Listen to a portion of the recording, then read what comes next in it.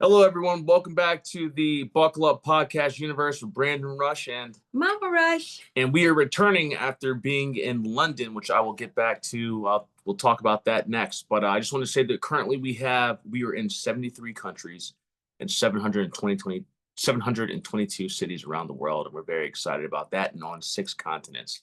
So we're excited today to have Judge Abby on here today, and we'll be speaking with her momentarily. And we'll be right back.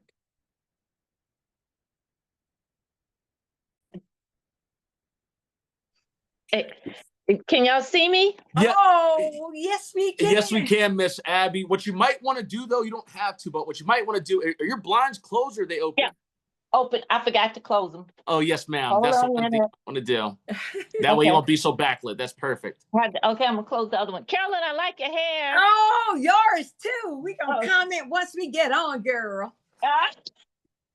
Blondes have more fun. I know I do. Yeah, black. Are you there? Can you see me?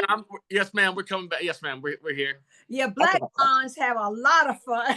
Oh, we have more fun than the darker hair girls. Yes, ma'am. Absolutely. Absolutely. Well, Miss Abby, thank you so much for coming on here today. It's actually Judge Abby. Is that correct? Or Judge Abigail Rogers? Yes, my professional name is either Judge Abigail Rogers, or you can call me Miss Abigail. But they'll call me Attorney Rogers since I'm retired from the judiciary.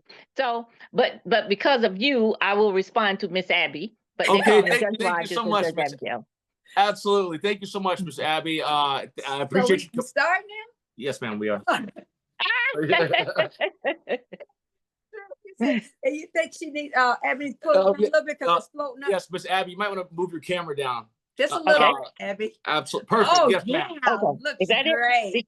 Because I'm sorry, this is new for me on my little phone, but Carolyn said it's good on the phone. So yes, ma'am, it is. Usually the quality is a lot better, and then also that way you'll probably be doing a lot of these, I would assume. So it's good to get used to it, probably. Okay. Well, thank you. Yes, ma'am. Well, anyway, I'm going to tell you this, Abby. Okay. Welcome to the Buckle Up Podcast universe, girl. My very first podcast. I've never done a podcast universe. And Brandon, tell Miss Abby how many viewers we have and where we are in cities and all before we get started. Yes, ma'am. So, Miss Abby, last time I checked, we were at 13.6 million viewers and listeners. Wow. And that was before I left London. So it's just gained since then. And we're in 73 countries and 722 cities around the world. So we are a global show, I guess you could say. Congratulations. Thank you so much. Thank you so much. It's all because of Mom's personality and then us working as a great team together. So we absolutely love it. And then we're so glad that you could come on here with us today. And we're happy to have you. Today is all about you and us. Letting hearing about your story and our audience as well, and you get an opportunity for people to know about you, a lot of things they might not know, or even your journey, because I feel that with this show and with people I've met, a lot of people don't get a chance to tell about their life. Oh, can't hear me? Oh. Wait, Abby. Let's see here. I think my sound isn't on mute. Is your sound on mute? Did yours go on mute, Abby? Ooh. Okay, let me pause it real quick and then pause it. We'll get fixed. Let's see here. Are you still able to hear me? Yes. Okay, perfect. I don't know what was happening with that. Okay, but let's see. I'm gonna redo that just in case. Okay. In case you didn't hear us, I was saying that we have 13.6 million viewers and listeners in 73 countries and 722 cities around the world. And we're happy to have you on the Buckle Up Podcast universe today. And it's all about you. One of the reasons we started this show was we always enjoy meeting people from different walks of life. And a lot of times people go through this whole entire lifetime without people knowing what their journey was or their story to get to where they are. And also for us, we'd like to give back. With that being said, like with kids, adults, trying to figure out what they want to do in life. Not everybody really knows their past sometimes, especially the younger generation, and having a person like you with so much wisdom and things you've seen. I feel that you could definitely be a person that could add so much knowledge of your own journey that could be helpful to those those like myself and younger. All right. So Abby, go ahead and give us your spiel of growing up in South Carolina, You know, Southern girl as I am. yeah, Carolyn, you know, it feels funny telling you because I have known you all of my life. That's Yes, So ma'am. you want me to tell you stuff you already know. Yes, So, ma'am. But 13.6 million. oh, Well, let's that's right. don't know. Yes, ma'am. And Okay. my son Brandon, I does don't know not personally. Yes, ma'am. And so that journey that you're going to tell about everything we did is going to be so much fun. And to now know that we have made a difference in this world as we played in the South of Columbia, South Carolina. All right. So Abby, it's up to you. Oh, Go yes, ahead. ma'am. Tell what you want to tell, girl. Okay, I'm going to start and then you kind of jump in when you have questions about anything. So I'll tell Yes, you. ma'am. I will do that. Okay, tell you about my life. Yes, and ma'am. Carolyn, you feel free to tell me not that, Abby, and something else. Okay. Well, you share whatever you want to share. Okay, thanks.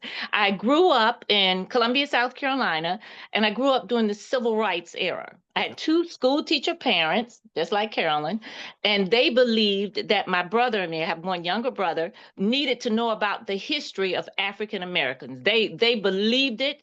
We lived in a community, all African American community, all Black community. I went to all Black church, and I lived next to a teacher who lived next to a janitor who lived behind us, was the domestic, but we were all the community. So I wanted to be a lawyer ever since I was about 5, because in my parents' efforts to make sure I knew my history, I had to watch the TV in black and white with the little antenna with the tinfoil on it there. Carolyn, you know. I know. And we had 3 channels. That's it. And so I was out sitting in front of the TV. I saw the dogs in my version eat up the Black people. I was horrified. So I was sitting on the floor and I yelled to my parents who were sitting behind me, somebody's got to help them. So they ignored me, but they said to each other, oh, those folks are going to jail and the lawyers are going to have to come and get them out. And that's where it stuck. The lawyers are going to help them and get it out. I knew then I was going to be an attorney. I had never seen a Black female attorney. I had never seen a male attorney. I had not seen attorneys ever. But in my spirit, I knew the Holy Spirit said, you're going to be a lawyer. And Carolyn would tell you, I grew up telling everybody, I'm going to be a lawyer. I'm going to be a lawyer. I'm going to be a lawyer. And that's where it began. Oh, wow. So I've always had the civil rights spirit in me of doing right and helping others. Yes, And that's where I started. I went to St. John Baptist Church, which was a mile away from my house. And we spent most of our time, as Carolyn knows, in church. We had Girl Scouts. We had BTU, Bible Training Union. We had Sunday school. We had church. We had to go to choir practice. Then we had activities. So I spent most of my time in church or at home reading, writing, because when you, as Carolyn, and you know, when you have school teacher parents, it's school even at home. That is so true, Abby. It is school all the time. So then I decided it was time to go to school and I wanted to go to law school. And at that time, there was segregation. And I do remember the for white only signs downtown, but they'd gotten rid of that. But the University of South Carolina integrated when I was young. And Dr. Solomon was a member of my church because I didn't know growing up that we could go to integrated schools or PWI, predominantly white institutions. So he was my Sunday school teacher, the man that integrated the University of South Carolina, Dr. Solomon.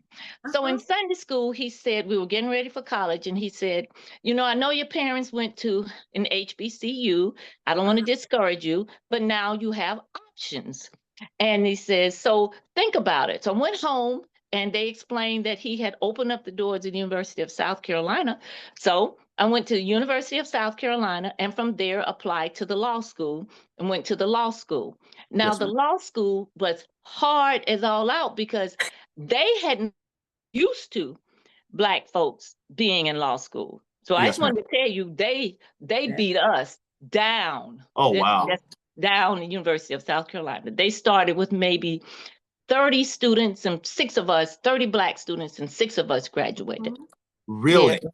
Yes. And Wow. so from there, I went to I clerked for Jasper Curitan. Then I Yes. went to the public defender's office, and then I was recruited to the solicitor's office, prosecutor's office. And when I was there, the Holy Spirit said, you're going to be a judge. And then you have to know the Spirit of the Lord, because only the Lord could tell you you're going to be something that you don't see. And I'm like, Yes, oh, man, I don't see, there are no African-American female judges.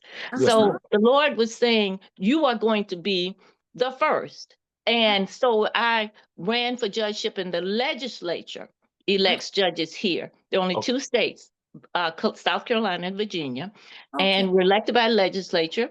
And so my father was alive.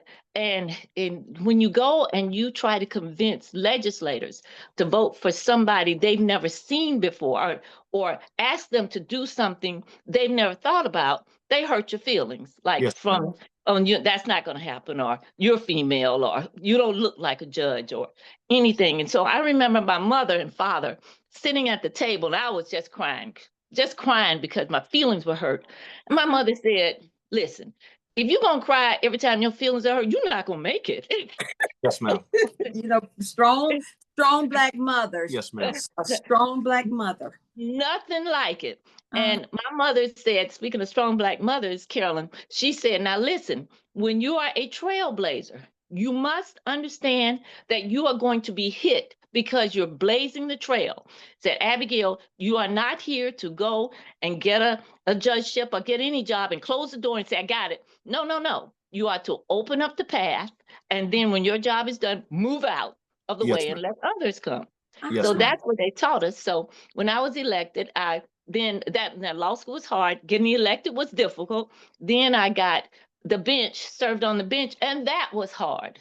White women hated me because they were taking orders from Black female. Black women hated me because here I was, Black female, giving them orders. White men hated me because white men were thinking, now I got to take orders from her. You know, I've never done this before. Then Black men hated me because some of them thought, not all, some of them felt like, since you know me, then you should go ahead and not send my kid to prison, because just because he murdered somebody or sold drugs or beat somebody. But Abigail, now you know us, because being from the community could have its challenges, because you knew and saw these kids, and they'd get in front of me and say, hey, Miss Abby, and then I go, you know, I'm gonna have to send them away. So that was difficult. Then after about 5 years on the bench, the legislators they did not want to reelect me. And the reason was that the legislators said to me, Black legislators said, it was too difficult to try to hold on to a Black female. So a white female was elected, and there was no more Black females in the judiciary for quite a while. Then from there, I had just had a baby, and Dr. Swinton at Benedict was watching. I was all on the news, all everywhere. Can you imagine just having a baby, trying to nurse the baby, and then TV cameras everywhere? And you know, right after you have a baby, you feel like you ain't looking great anyway. That's how you feel. So Dr. Swinton, president of Benedict, called me and said, why don't you come here for 3 years, get some rest. The kids can be taught by a real judge. Yes, ma'am. So I went there, hid out for about 3 years, and had a ball, because I didn't have cameras. I had my kid's name is Garrett. I had her with me. And so I stayed there for a while. And then now I'm in private practice. I stayed there a long while Garrett grew up, got out. Now I'm in private practice. I specialize in death cases, anything dealing with death. Wills, trust, probate. Really? And all that. And then on the side, I help those mainly minorities, not all, but mainly minorities who have trouble passing the South Carolina bar. Yes, ma'am. So I spend my outside time, and I don't have much outside time. Yes, ma'am. Helping lawyers, young law graduates, pass the bar, because I believe if you've gone through school and you spent that much amount of money and you spent that much time, you need to be licensed. Now, there are those who say, I don't want to be licensed. But, Carolyn, there's a deep hunger for me wanting others to be like us. Yes, yes, We that's so want true. others to just fight for other people. yes, And ma'am. being a lawyer trains you and gives you the weapons to fight for others. So that's really why I do it. I go, we're on the battlefield. Yes, ma'am. Absolutely. Yes. So that's a little bit, and then I got married almost 2 years ago. Okay. Your cousin Sharon Dreer, Manywood, introduced me to the man, and then made me marry him. He's a pastor at St. John. But that's always a beautiful thing when you've been through so much, Abby, and we grew up together as Abby, and they refer to me as Mama Rush on the show. Yes, So okay, Mama all Rush. the following, I'm Mama Rush on the show. Mama But Rush. with that said, Abby her mother was absolutely beautiful. Oh. And Abby, were you born in Columbia or did y'all move? Because I don't remember you being a baby at St. John. Right. I was born in Greenville. My mother is from Greenville, Lawrence. She's Garrett. And so I spent the first few years staying with my grandmother because my mother was a teacher. My dad he went to the Army first and then went to college. So I stayed in Greenville with my grandmother. And that's another reason because I love family so much, I grew up around family. And then Mom, when she got on her feet and Dad graduated, then they went and got me and brought me back to Columbia. Okay. So, That's what I wanted to clarify, because I remember you coming as about around our age, and I said, well, she's new, and her mother looked so much like my aunt. I almost thought they could have been sisters. But Lawrence, South Carolina, which is a town here in state of South Carolina, my parents taught in Lawrence, South Carolina, and my sisters lived there for a while, and so Daddy might have known and talked with your parents about Lawrence, because Daddy knew almost everybody. My father did. But with that said, we got to be so close, like sisters, running around. And like Abby said, we were in so many things at St. John. And St. John was where we planted our seeds were planted there. And we now have the harvest that's coming up through you, Brandon, and Garrett, who's a doctor now. And so all of that. But Abby, you went to high school where? Because I went then. Thank you for reminding me. And your dad and my dad were close too, because I remember being with my dad when he talked to your dad.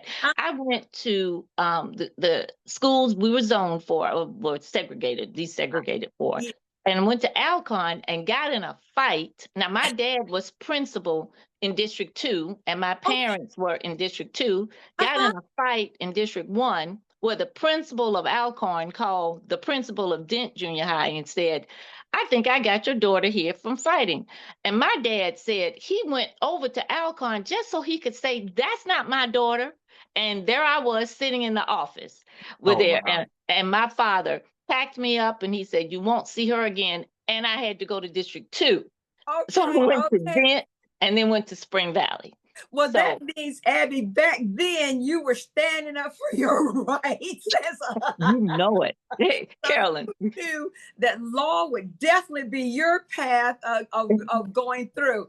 And see, I went to, when they desegregated the schools, integrated the schools, I went to Columbia High School downtown.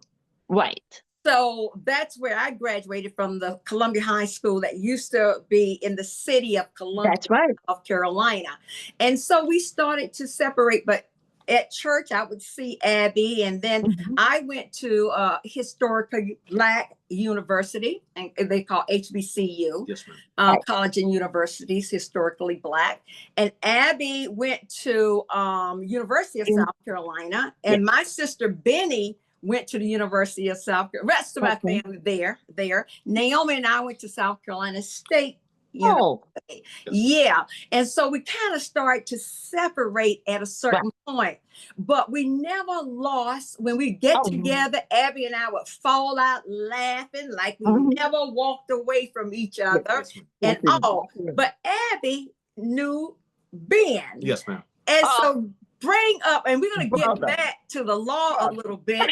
And we're going to get back to some other things, but I have to just have some laugh about us coming through. Okay, you're good. And Brandon, I know you have Yes, questions ma'am. too. No, you're fine. But we Right. just have to laugh a little bit for the audience to see the flavor of us both. Yes, ma'am. Because yes, we have held some powerful positions in this life, but when they see this side of us, this is how we do. Oh, yeah, you're good. Okay. All right. So y'all okay with Yes, that? ma'am. Hey, everybody, y'all out there okay with us doing this? All right.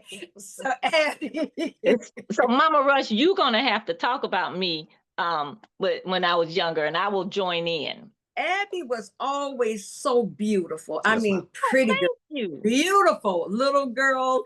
And she and Sharon looked, they could have been real Yeah, you do. sisters too.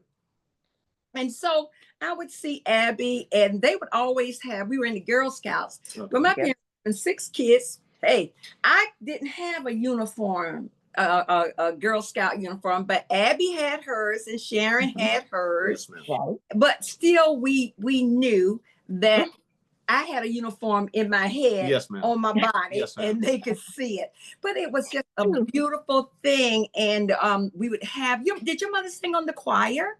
Yes, she was. She sang on the choir, and she was an usher.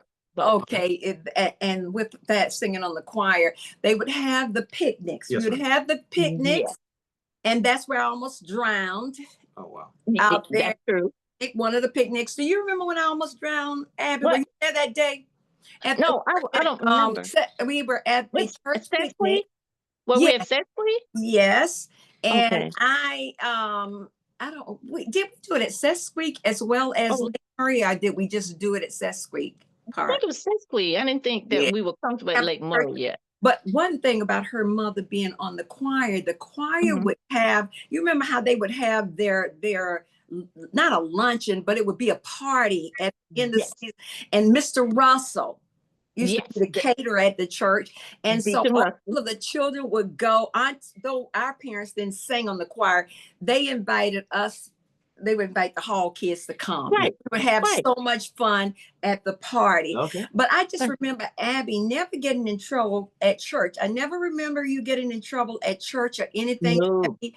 I always remember you just always just a kind kid and no Well, problems there. I was scared to death to get in trouble at church. Oh, yeah. Mama Rush. You know, Mhm. I feared my parents. My parents didn't play. Yes, So ma'am. I feared my parents. But remember, you had your parents in those days. Mama Rush's parents were my parents, and Yes, ma'am. Sharon's parents were my parents. So it didn't Yeah. matter if my parents were present or not. I had the fear of God in them that they would call my parents and say, Abby messed up. And so I just followed the rules. And that's right. That's when is she frozen? I'll look at it here. Okay, hold on a minute, Abby. I think you might have froze for a second, Miss Abby. Frozen. Hold on one moment. Let's see here. I think it might be on. Hold on, Abby. I don't think. Oh, see here. Oh, I'm gonna pause it for a second. Okay. What You put happened? us on pause. So I have mine on Do Not Disturb. Someone might have called in, or sometimes there can be Okay. a connection thing. One thing Okay. with that, you wanted me to talk about my remembering you growing up, or me remembering you. I always wanted to know, where did you get your energy from, your confident spirit, Abby? And do you think of that drive? And tell me what parent might have driven you in certain directions, because I've always remembered that about you. With the and I got to get used to calling you Mama Rush. Now Mama That's Rush, okay. You gotta- can refer to me as Carolyn. That's okay. Yeah, Okay, you can say- good. Okay. Yeah, that's fine.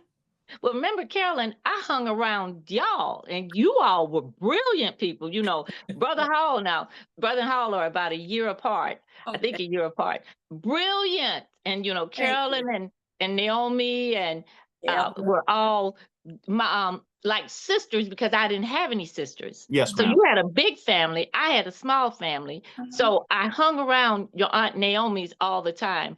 And you could go there and you could always get something to eat at all times.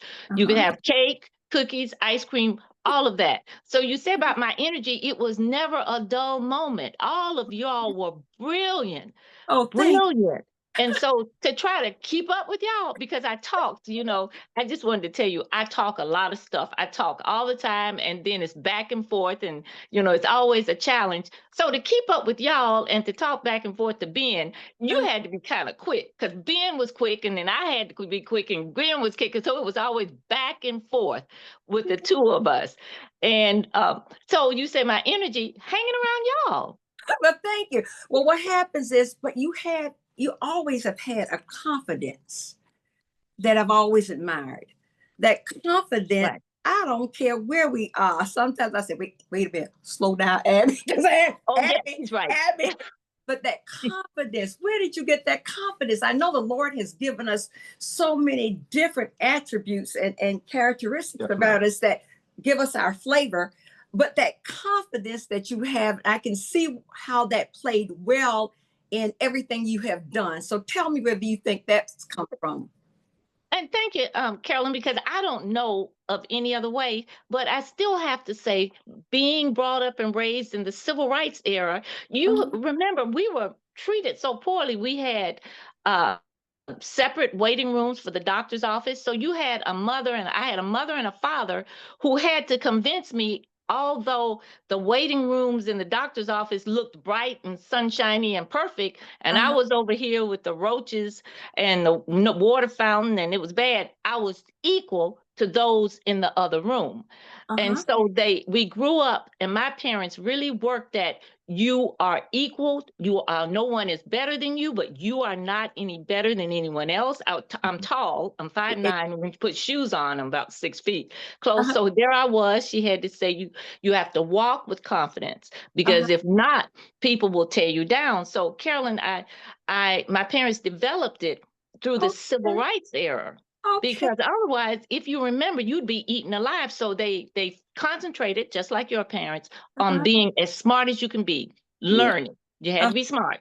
You had to be learning. Look at all y'all. Then you had to be spiritually driven, because you know that God drives us. And then you were supposed to be, I said supposed to be, kind to everyone. Now, with me, I could be kind to a point. Then it's like, look, I'm tired of this. Well, that speaks volumes, because the one thing, my grandfather, I don't know if you knew this, but he never let us play outside the yard. I heard that. So we were playing inside the yard, and we used to feel sorry to see people walk in the streets, because we felt that they would get hurt. But my grandparents felt that they didn't want the community to influence the way they were raising us. Okay. And so for that to hit home, for you to understand a certain thing, is one time my sisters took colored clothes in a basket, and our washer machine had broken. Well, we had the line outside to hang clothes. The washing machine had broken. So my sisters took the clothes to a washer rack, and there was a sign in the that said no coloreds allowed. That's right, Carolyn. But my siblings thought. Me too. Thought they were talking about the clothes in the basket. Me too. Me too. Because this is how our parents want us to have an open mind. Yes, ma'am. And not to look at it. So my sisters brought the clothes back and said, "I'm going to wash clothes. We have colored clothes in the basket." And you said the same thing happened to you. It's amazing. Absolutely. Because our parents wanted us to know the greatness that God had put in us and given us as children. And they wanted us to look at the world with these rose-colored glasses on, which we did. And it's hard when something happens and you have to realize, well, how can I change that way of thinking to bring them to a brighter spot? that they Right. not have experienced like we did with educated parents. Right. And my grandfather being a preacher on top of that, and the word of That's right. God being instilled in us, to have that love, because we know we are driven by our spiritual side of us. And in Absolutely. everything we do, all the successes we've had in this life, it's been because God has been right there. Absolutely. Directing us to go into that field of work, or go into the field that you have had and continue to have. Now, Brandon, ask Abby a few questions about being a judge.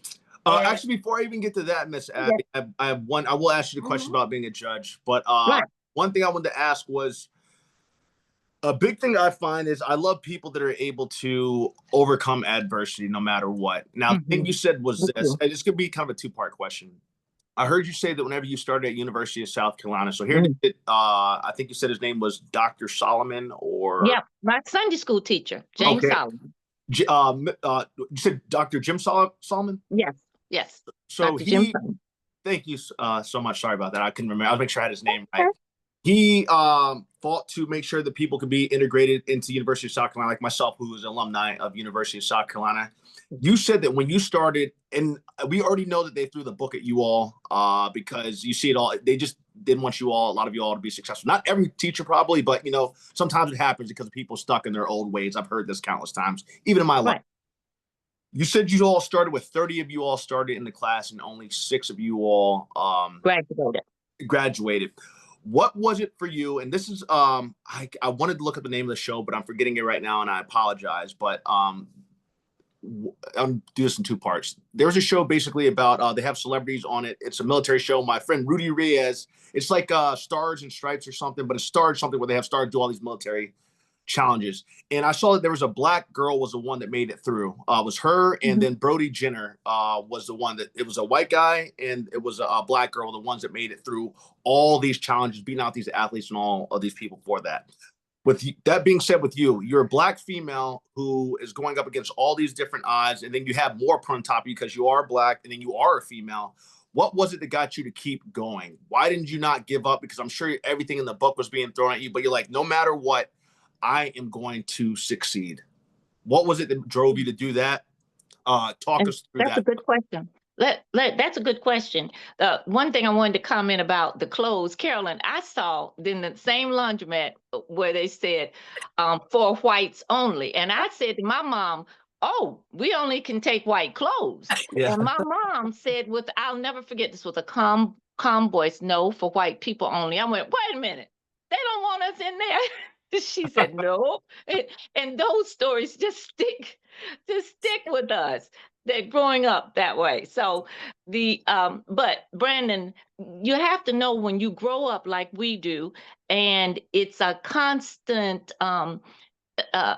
support system in place. At St. John Baptist Church, you had Reverend R.C. Wilson, who was our minister for 50 years, and he set the environment that we had to know our history, we had to know about the Lord, and we had to know that the church was behind us. So there we were, released into the community with all these weapons. That means we had a full church behind us. We had Reverend Wilson behind us. They were fighting. We had the Lord behind us. We knew our history. When you know your history, then you know what people went through to get you to where you are. That's real important. Otherwise, you'll take it personally. And when I was, and I'll answer your question in a minute, but when I was on Judge Finney, when the black was on the Supreme Court, and he said, when I was having a hard time, he said, it's not you that they're angry at, it's what you represent. You know, Abigail, you're black and female in a position of power. That is what they dislike so much. And being a judge, you have to know that, and don't take comments so personally. So, but that was in the judiciary. But going back to school, going through the University of South Carolina, and then we were all very well educated. So I didn't have a problem with the University of South Carolina. But getting into the law school, I knew the history, and I knew that if I can be very Abigail-ish, Carolyn, Brandon, I knew that I was going into a place where they kind of weren't used to us, and definitely my mouth of being honest about everything. So I went into the first year, and I was in class with the governors, the future governors, and the future senators of South Carolina. Yes, ma'am. So I came home and I told my parents, I said, let me tell you who's in my class. Senator so-and-so's son and Senator so-and-so daughter, and mom and dad said that, let's be clear. You are always Black. Yeah. Never believe that you are looked at the same way they are. He said they won't tell you this, but Yes, you are always Black. And if they will remind you of that, and you think, oh, mom, I'm in there with them, I got there to be just like them. But you have to always know. Yes, ma'am. You're Black. And that's a little different than a lot of the younger people feel now, because they feel everything's equal. But you got to know your history. Yes, ma'am. Absolutely. You got to know your history. So when we were in law school, I need to tell you the real story. And remember now, the Lord is the person the Lord is the spirit that drives us. Yes, ma'am. That gives me the courage, and the Bible verses give me the strength. So when I went to the University of South Carolina, it was hard. I can't tell you hard.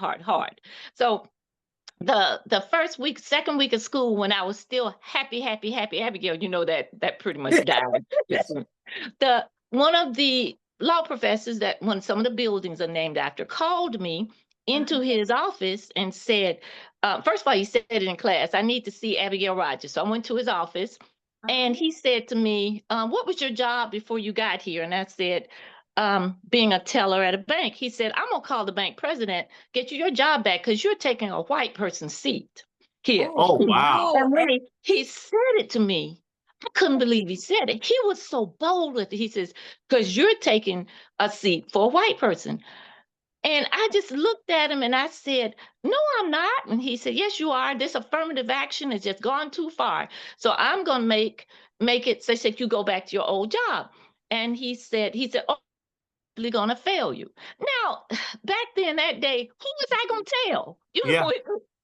I had nobody to tell. Yeah. So Carolyn, my dad was like your dad. I did not have a car in college. So I had to, whenever I needed one, I had to borrow, but I had money to take the bus. Yes, so I left the law school, went to the bus, little stop right in front of the law school, paid my little 50, 75 cents, went straight to Fair Road, my home, and the bus stopped then.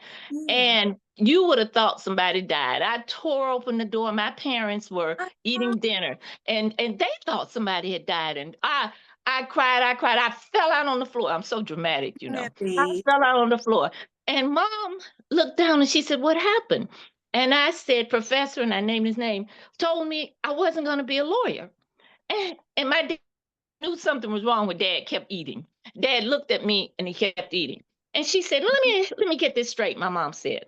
Who told you were going to be a lawyer? I said, the Lord. She said, who told you weren't going to be a lawyer? I said, the professor. So she said, now my dad didn't even, Mom said, so you are telling me that the professor told you something that the Lord told you you're going to, and you believe the professor over the Lord? Whoa. And then the way she said it was like, well, well, that's how it sounded. Then my mom looked at my dad, because my mom was sort of snide. I have a snide side. She said, took the bus over here and interfering with our dinner, talking about the professor told her to be a lawyer. My dad said, that's right. That's what she said. So I said, well, after that, I said, can y'all give me a ride back to law school? Both of them said, no. So I took some money, went back on the bus, went back to university, went back in there and studied, because then I had felt like a fool. And Mom said, she always said this, if the Lord told you, it is done. So with that, when I got the grades, now let me tell you, they failed me.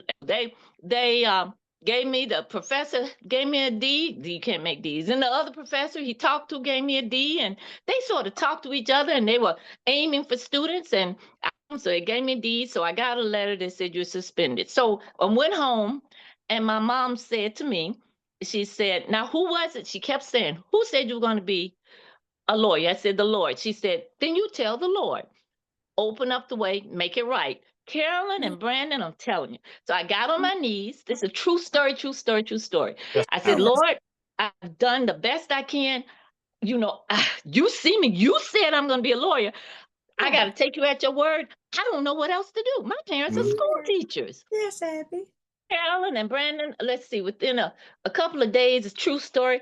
I received somebody rang the doorbell, a white male, and he said, Abigail Rogers said, yes. He said, Judge Bell, that was one of the professors at the law school, would like to see you. And I said, I didn't have him. He said, no, no, ma'am. He would like to see you 5 o'clock today. So I went to see him and I said, sir, you want to see me? One of the professors. He said, yes.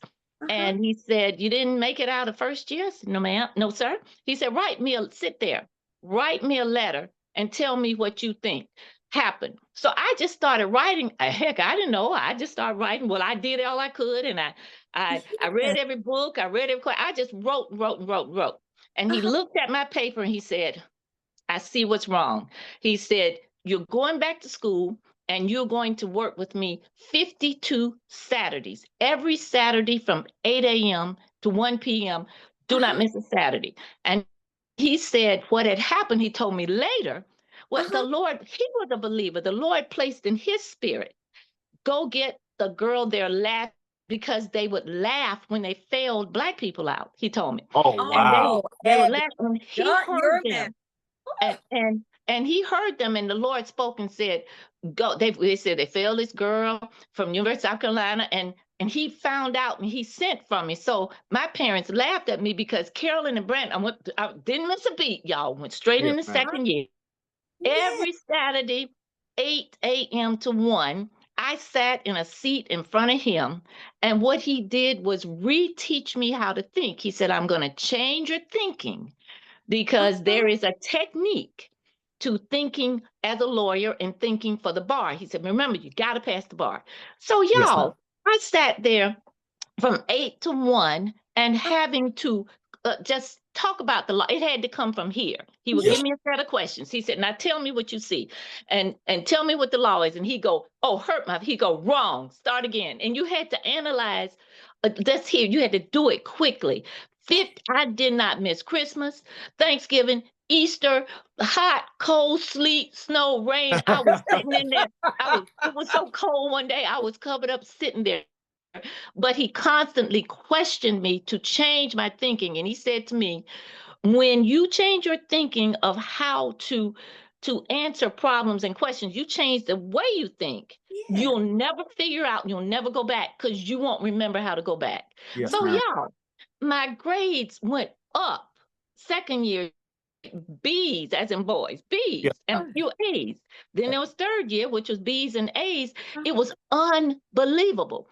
So at the end of third year, because after spending a year with him, then I just stayed with him, hung around him and took his classes and talked to him.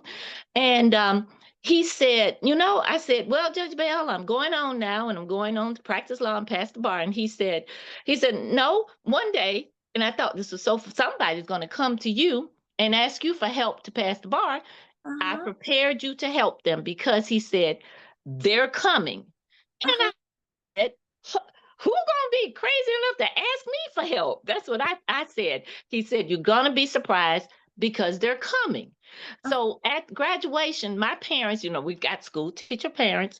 They went to Judge Bell. I'll never forget. And my mom said, Judge Bell, we don't have much money, but we will pay you for what you did. Because we didn't pay anything. We'll pay you for what you did. He said, she knows how she's going to pay me back. She knows what she's going to do. So I thought, yeah, right. Well, Carolyn, so when I got on just to tell you about how the Lord works, Judge Bell went from, and I call him Judge Bell, he went from teaching at the law school to the Court of Appeals, then he ran for the Supreme Court. Oh, wow. And he got elected. So let me tell you, while he was running, they were hitting me pretty hard in the judiciary, and I could not get any help because the word was out they were not going to reelect me. And so the Lord had placed on my heart, and honestly, the Lord said, okay, you've done your work. I'm now got you another assignment. And my friends laughed because I told the Lord, I said, you've done well. I'm moving you on. So I went to Judge Bell and I said, the Lord says I have another assignment now.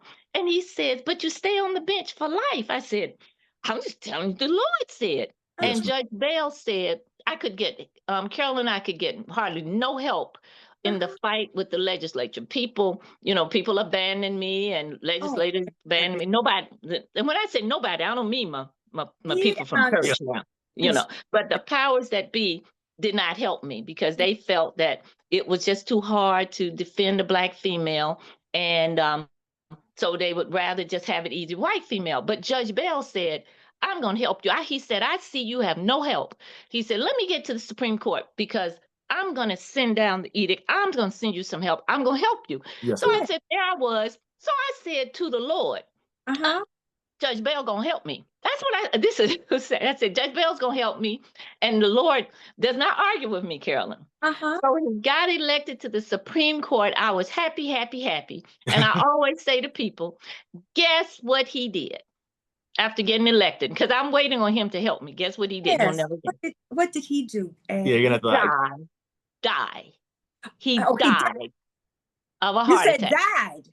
Died. Holy smokes. Died in his 40s. Died. Wow. I could not believe it. It's like he got elected to the Supreme Court. And then someone called and said, did you hear Judge Bell died? I said, died. And they said, yes, he died after he'd not been well. I didn't know he'd not been well. Yes, he died. So there I was, the one person that was really fighting for me had died. Yes, ma'am. And so there I wasn't reelected, but I'd had enough years on the bench where I could get retirement. So then that's when, of course, I'd had a baby. And then Dr. Swinton, of course, called me. But I look back at it that with a kid, that was the best thing because when you have girls, well, see, Carolyn, you have boys, but when you have a girl, you need to keep up with girls. Girls or something. So it allowed me the time to spend time with Garrett. Anyway, so I hope that answered. Brandon. Honestly, I'm not gonna even lie to you. That is one of the best answers I have ever heard in the entire time of this show. And it's one of the reasons why I don't know how many people in your lifetime know about that story, but it's one of the reasons why we have this show is because I just said, I love when people have a chance to tell their stories. That has been one of the best responses I've ever heard in my lifetime. It really has, Abby. It touched me. Brandon, you finished. Oh, no, it's okay. Go ahead, Mom. You're good. It touched me so because when Brandon asked you the question, I didn't know how everything had evolved with you because we had separated life over a period of time because I was recruited to go work in Delaware for DuPont. So I left and didn't get a chance to see what was happening with you in South Carolina. But what's so interesting with all that has happened with you in the state of South Carolina, my question is, have you ever thought about moving from the state of South Carolina? Thank you for asking. No, because I wanted to be near my family. I wanted to raise my daughter around family because she was an only child. Okay. So, and her cousins are in Lawrence and Greenville. So I just wanted her to know her grandmother and grandfather on the other side. And so I just loved family. So I always knew I was going to be here in South Carolina. And I only wanted one license. That was to practice here in South Carolina. But just to say one thing to tell you I started out with the end of the story. So in 2010, when I saw the young Black girl crying in Starbucks, and I looked down and I saw a contracts book, and I said, you crying over contracts? And she said, I just failed the bar and I made low on contracts. I could hear the voice. Now you're trained to help. Yes, and so I said, I think I can help you. And I did. And she passed the bar. And then she told others she passed the bar. And they're good students. So they started talking among themselves. So every February and July, I have students who come and study under me, not for free. And we get them ready for the bar. Yeah, make sure to put that out. And not for free. They have to study your help them not for free. That's good. Free. You have that ability to help students who are in law school right now. And if they want to pay you to help them prepare. Now, did you pass the bar the first time? I did. Okay. I did. And if Judge Bell, listen, Carolyn, if Judge Bell had not taken me aside Uh-huh. Wouldn't have passed the bar to this day. Yes, ma'am. And I had a boyfriend back then. I always had boyfriends, Brandon. But So we I, can Okay. but I don't speak to him now. But Yes, ma'am. but so one time, I was telling this story, and I said, I called my old boyfriend, and I said, people are going to ask, is this true? You're going to have to tell them, because he was often with me as I went to the office to study with Judge Bell. Okay. He would tell people, yep, she spent a lot of time with him. She's trained Yes. by him. Oh, Yeah, you're a not a prodigy, I wouldn't say, but you are a student of his, and like it's up to you to carry on his memory and his legacy, which you are doing phenomenally. And it is full circle to where I don't know how many years it was between him saying, "Hey, we're not going to fail you because of these guys. They're trying to purposely do this and think it's funny." He's a man of soul. God put him in your life for a purpose, so that down the line, that everyone that you have helped train comes from him, not giving up. Exactly. well, Exactly. I have to bring this to, because I love the University of South Carolina. I do as well. And Brandon is a true Gamecock all the way. But my sister was in the first class for the medical school. Mm-hmm. And did you know they tried to fail her in that medical school as well? No. Yep, they tried to fail her. She was the first Black in the medical school there. And so what happens is they failed her in organic chemistry because they wanted to keep it. And she was the only Black in there. And they had 3 females. She was the only Black. They had 2 others. She's very good friends too with this white, and then the rest white guys in the class.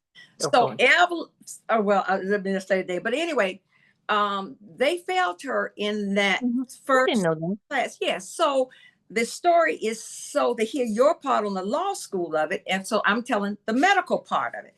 Right. So my daddy said, like your father, wait a minute, let's look at this, because we know we're driven by the Lord.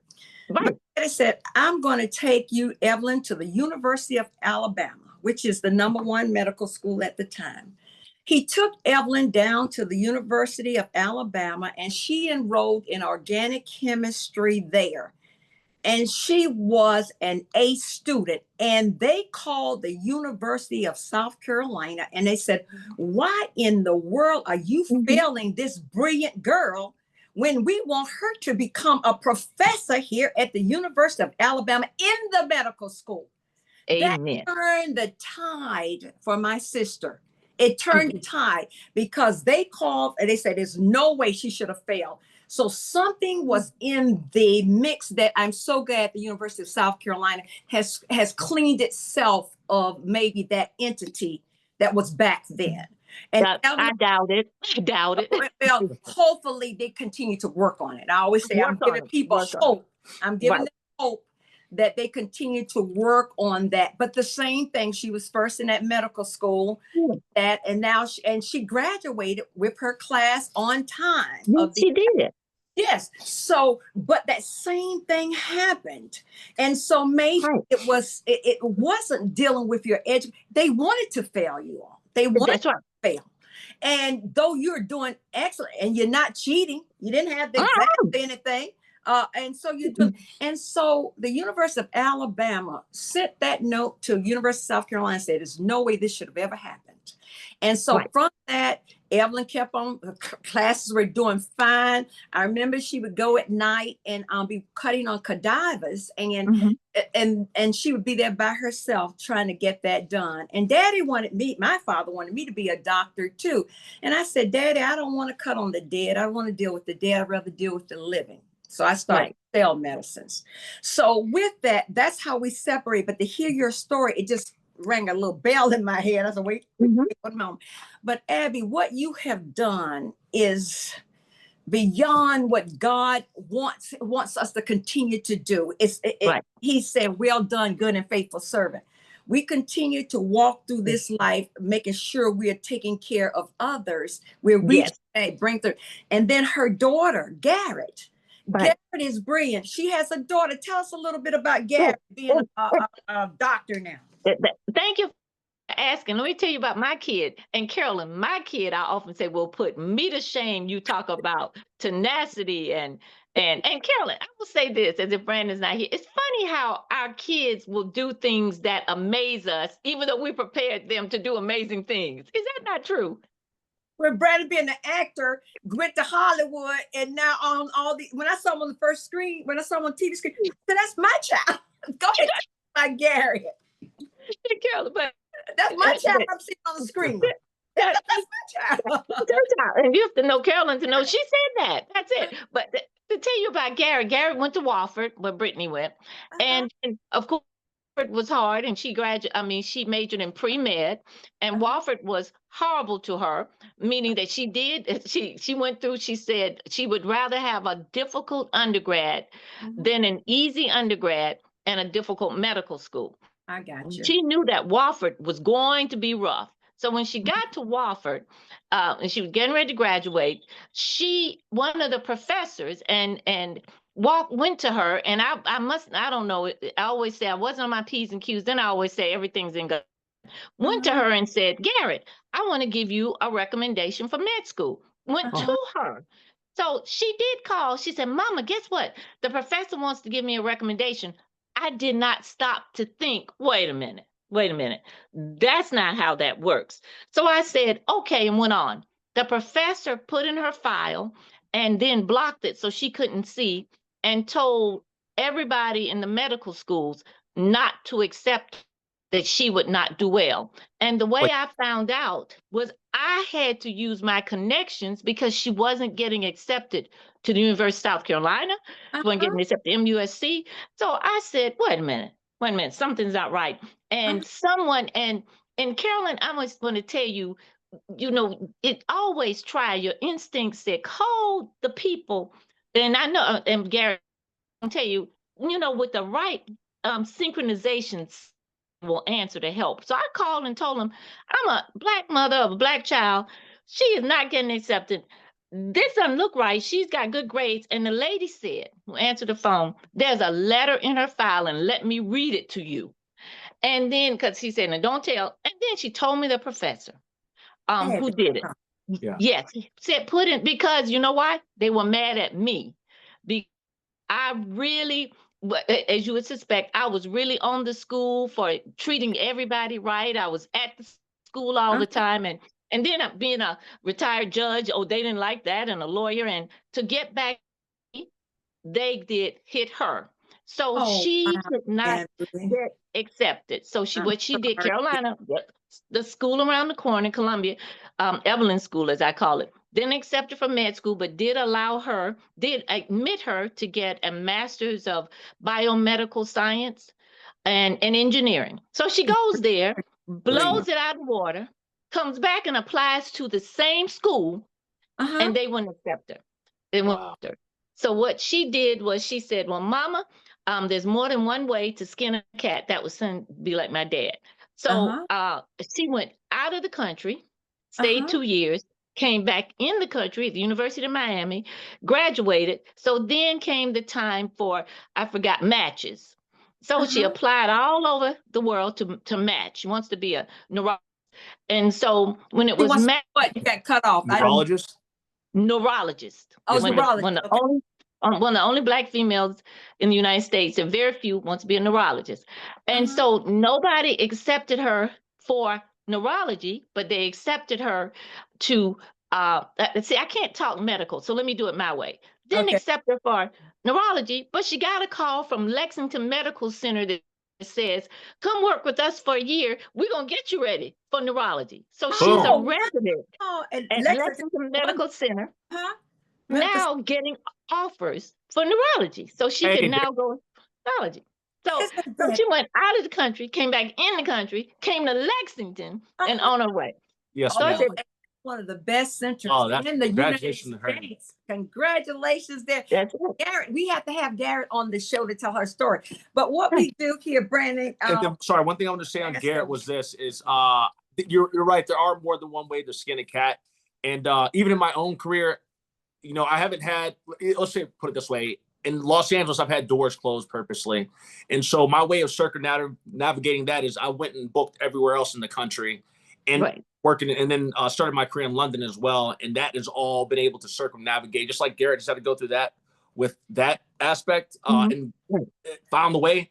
Everyone from New York to Atlanta to New Orleans to the Midwest to London has been like, hey, well, they brought me up to the ranks and show, hey, he's capable of being here. You got to keep those doors closed, but this person is going to succeed regardless. So I appreciate Garrett for God meant for her to take that journey. And even doing that, that opens up her eyes. I love South Carolina and all, but her seeing the whole entire world, there's more out there. So I'm glad. That's exactly right. Yeah. But I think Mom was going to say, I do want to get to the fact that when you were a judge, what are some of those moments that stick out to you? Because one thing I heard you say was being a person that had been in the community, you have, and I just want to give you guys credits as parents. You know, when people have kids, the kids don't always turn out right. And that's a lot of times, sometimes it is the direct relation to what the family member is doing, but sometimes you can have the best family in the world and your kid's still a screw up, excuse my French. So with you saying the fact that there are people in the community, like, hey, you know, look out for my son, your son's a drug dealer or shot someone. I assume that if you wouldn't mind going into some of the things that would be difficult as a judge, I guess you have to look at it as a blank slate, where it's not like a blank slate. You have to look at what the situation is. And hey, look, your son still did this. If your son killed someone, if your son shot someone, your son shot someone. If your daughter shot someone, they did that.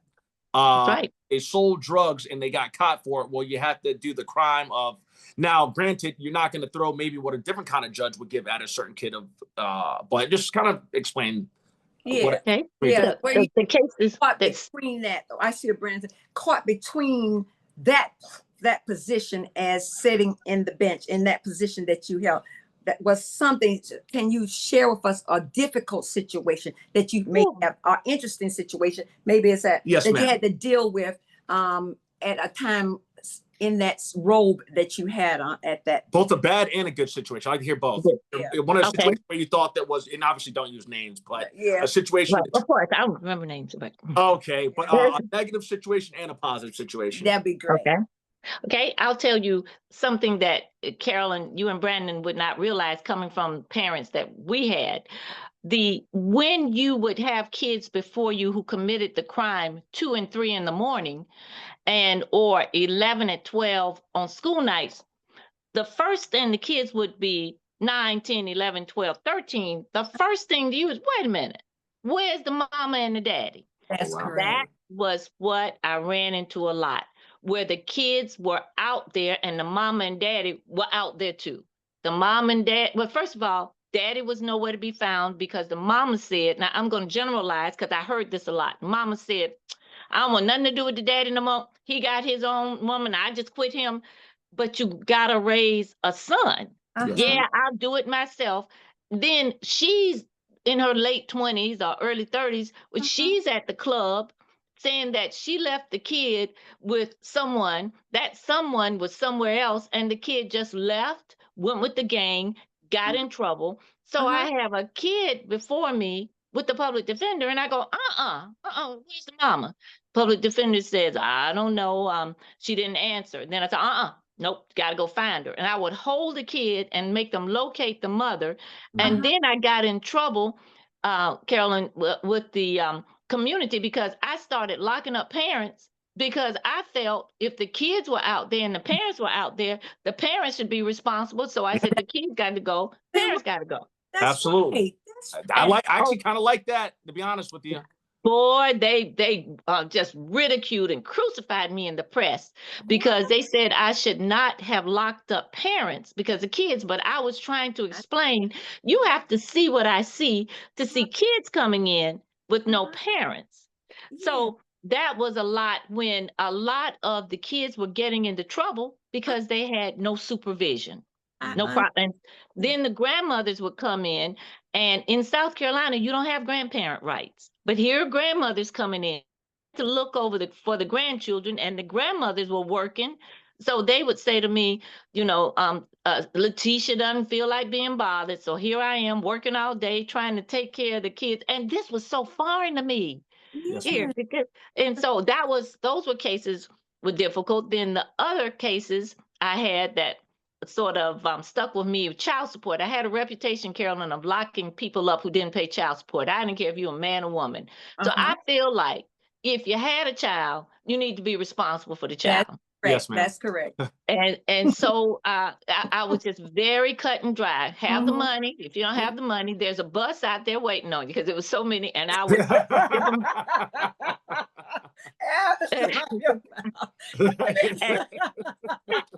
I believe in paying child support.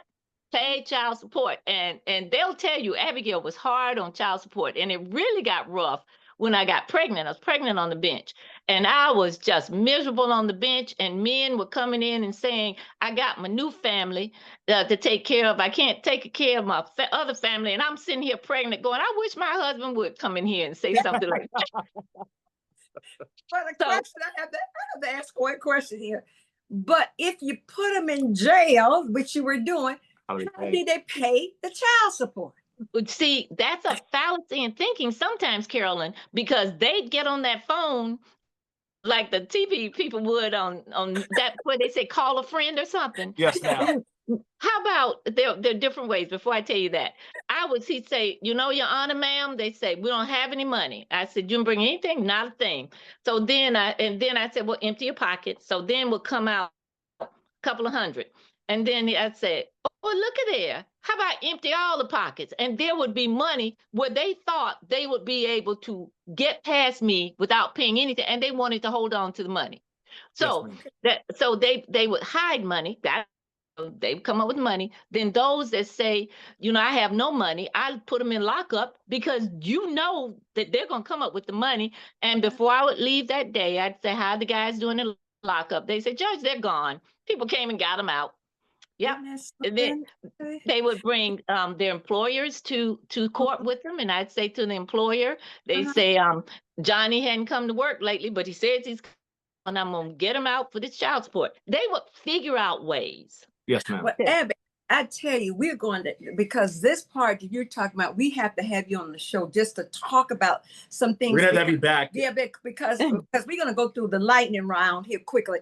But the reason I say that, because I hear so many people, we were blessed to have great parents. Yes. Your parents, my cousin, we all had great parents and grandparents. And so we knew that support system made us whole, made us the humans that we are to this day, to continue to give back to society what was poured into our beautiful spirits, not only from the Lord, but from friendships as we have now. As you can see, Abby, but to continue to move forward. But sometimes I get a little upset when I hear people on TV or people who've had it all saying, well, where are the parents? What? And when children are raising children. Right. And like a piece that you mentioned just a few minutes ago, that parents are nowhere to be found. And the child is in your courtroom, and you have to find the parents, because it's like it's a reciprocal type of way, and people can't understand when they say, well, where are the parents? When the parent might be 14, exactly, had a baby, or 15, and the grandmama's 23, and then the baby is 4 or 5, and that cycle in there. That's right. Yeah. And so when I hear that blunt statement made, and I always say, people need to think about, well, wait a minute, everybody doesn't have, we were just blessed in our community, and the love we still have today, and what we see, how we can see another side of it. We can see the bigger picture that people can't quite see. So we have to have another conversation, because you're gonna have to have you back. Yeah, because Abby, I'm gonna hold you all day. Yeah, we could go on. I told you the time goes fast, but you get deeper in conversations that are impacting society. And what we love our viewers to hear, different sides, the way people have been raised, what God means to us that impacts us, what you've done to serve on the bench, what you've seen in teaching students in college, and your daughter, what you've done with your daughter, and then her husband is a preacher, associate pastor. so Yeah, she's like a first lady out there too. Yes, And that's another side of Abby that she deals with, being a first lady. So with that, we could go on with that. So we have to, we'll have pay for that. sure. But what we do is a lightning round. So the lightning round is gonna make it easy. But we got serious near the. We got a lot. We got a lot in. A lot. We got a lot of. You didn't think the time would go, but I told you we're just catching up. We're doing things. I told you we're gonna have some fun. You did. I did. All right. This is our lightning round. Lightning round? Just for fun. It's just gonna be a random question to ask. Yeah. Okay. And you're gonna laugh at them too. All right. Okay. Your favorite. Okay, this is the lightning round just for fun. All right. Okay. Just quick thought of your favorite Southern comfort food. And I'm gonna give you some: chitlins, pig's feet, steak, or fish. Tell me what's your favorite. Can I say none of those and tell you what it is? Oh, Okay, yeah, absolutely. Oh, girl, pound cake. Really? Oh, you like desserts. Remember, I was hanging around Naomi. I couldn't cook and anything but cake, cookies, Okay. potato pie. Oh, girl. Oh, yeah, I forgot you love sweet. Sweet tooth. She has a sweet tooth. Yes, I forgot about that, because you would always try to get that dessert before leaving the functions at different homes of our cousins and everything. She's like fabulous. Yes, so it's always Abby yelling, Okay. where's the cake? Where's the cake? Whatever. All right. That's it. Abby, you know I won in the state fair. No. With my pound cake. Yeah. Yes, girl. Yes.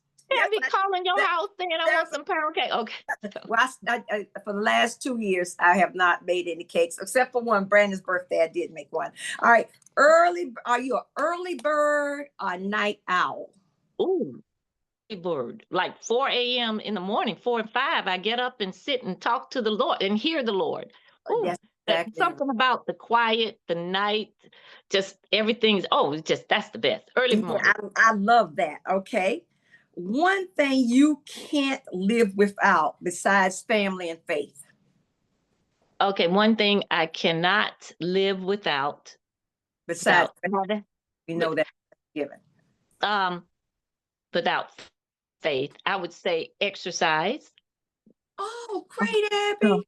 Going out and walking, and when I used to run a lot, Carolyn, I try to use the earphone. Mom said, "Why don't you just observe what the Lord has done, girl, and stop putting all that in your ear?" So now I just get outside and exercise, and the fresh air is something about it that I love. So I can't do without exercise. Yes, ma'am. That's excellent, Abby. Okay.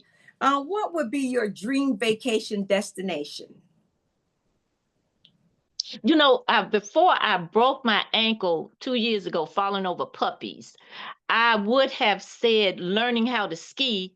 But after I broke my ankle, I said, forget that. Yeah. So my perfect destination is a tie between Asheville here during the fall, and of course, Maui, Hawaii. Okay, that's good. And yes, how's your ankle doing, by the way? I know you broke your ankle. I had given you those heels that were 3-inch. Are you still wearing those high heels like that? No, girl. Nope, not at all. I'm giving them away. So what I did, Carolyn, was I would run marathons. Brandon didn't know, but I would run these races. Everybody thinks I'm crazy. So I would go to Cooper River Bridge Run. That's my favorite. So about a year after I rehabilitated the ankle, the doctors told me, you can go walk the bridge race. Well, ego gets in the way. Everybody's running. So I started running. Girl, at the end of the race, I said to my crazy husband, I said, I think I hurt something in my ankle. Couldn't hardly walk. He said, well, walk it out. So then I started walking. Girl, ended up back in rehab and just finished it maybe a month ago. No, Abby. I didn't know that. Okay. My friend Sharon says, age. Yeah, it catches up, girl. You'll start feeling things you didn't think. What's happening? I'm trying to get out of bed. So slow. All righty. And then I'm going to give you at the last two. If you could sit down with any historical figure, lawyer, leader, or a woman of faith, who would it be and why? You mean any historical figure? Any historical figure. Girl, Harriet Tubman. Girl, Would you? I would love to talk to Harriet Tubman. She led all those Black folk from one part of the country into freedom, never lost anybody, no one ever died. But Carolyn and Brandon, now come on now, you know how it is when we got to deal with people day in and day out. And she just did it. And how did she know? Even though we know historically she heard from the Lord, I want to hear her tell me that. Yes, ma'am. I want her to tell me. One thing she did say, if you tell the master, I kill you myself. Yep. Dead men don't tell tales. Yep. That's what she was able to leave. She did. I just had to throw that in. It worked. And this is the final one. What's one thing about Abby most people don't know? Yeah, that's a good one. Most people don't know, Carolyn, that I have a heart to serve, and that deep in my heart and my system, I know that we are here to serve others. It's not about Abby. It's not about me, y'all. It's not about making a lot of money. It's what is my purpose? And I follow my purpose. What is your purpose? And from there, that's take your steps. So they don't know I'm driven by purpose. Yes, ma'am. Oh, Abby, let me tell you something. This has been an outstanding. It really has been. It really has been. It really. I didn't see this coming. You've been absolutely amazing. So yes, ma'am. You truly have. I know you're here, but you have been outstanding, amazing. You have inspired, encouraged our viewers. You've made impact on the young people out there, because I have a whole lot of young people following. They're trying to decide what they want to do in this life. And what they will do is they'll come back and send questions to us and ask, would you please ask her these certain questions the next time she comes on? These are just things we wanted to, and the time just flew. Yes, ma'am. And I knew it would. But you have just been a light, a bright light, shining right now. When people are at a point and they need encouragement, you have actually given so much encouragement, happiness, shared the best part of yourself with our listeners and our viewers. And we appreciate you so much. Absolutely. Brandon, did you finish? You've been absolutely amazing. I think Mom summed everything up perfectly. Honestly, I've been blown away by you today, but it's been inspiring for sure. And I felt my soul touched at different times and agree with you on stuff that I just said silently to myself. But you've been phenomenal, and I can't thank you enough for coming on. And we will have to have you back.